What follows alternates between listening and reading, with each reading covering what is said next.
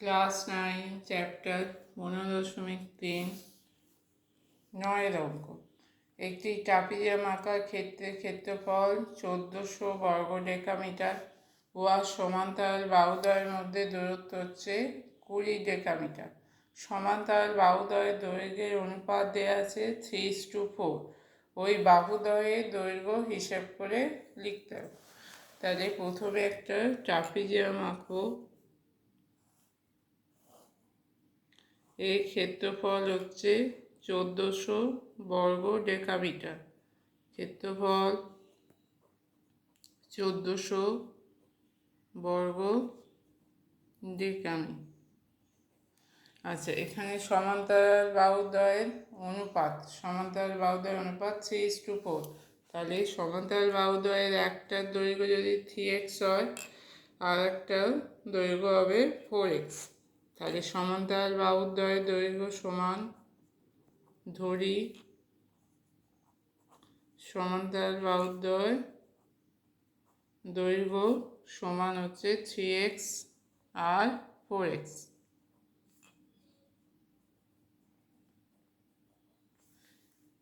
আচ্ছা, এরপর দেওয়া আছে সমান্তরাল বাহুদ্বয়ের মধ্যে দূরত্ব হচ্ছে 20 ডেকামিটার। তার মানে এই দূরত্বটা হচ্ছে 20 ডেকামিটার। আচ্ছা, ক্ষেত্রফলের ফর্মুলা কী ছিল? ট্রাপিজিয়ামের হাফ সমান্তরাল বাহুদ্বয়ের সমষ্টি ইন্টু সমান্তরাল বাহুদ্বয়ের মধ্যে দূরত্ব। বাহুদ্বয়ের সমষ্টি বা যোগফল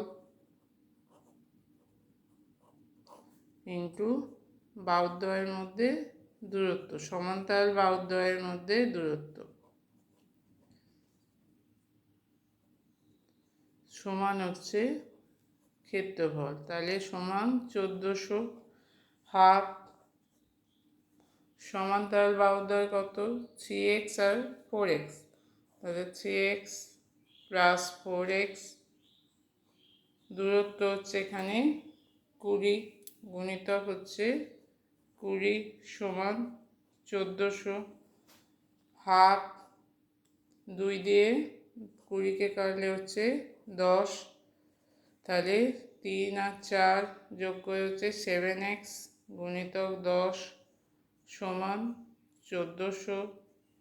তাহলে x সমান হবে 1400 বাই 7 গুণিতক 10। একটা শূন্য কেটে যাবে, 7 দিয়ে কাটলে হচ্ছে 7 দিয়ে 140কে কাটলে হবে 20। এক্সের মান হচ্ছে 20।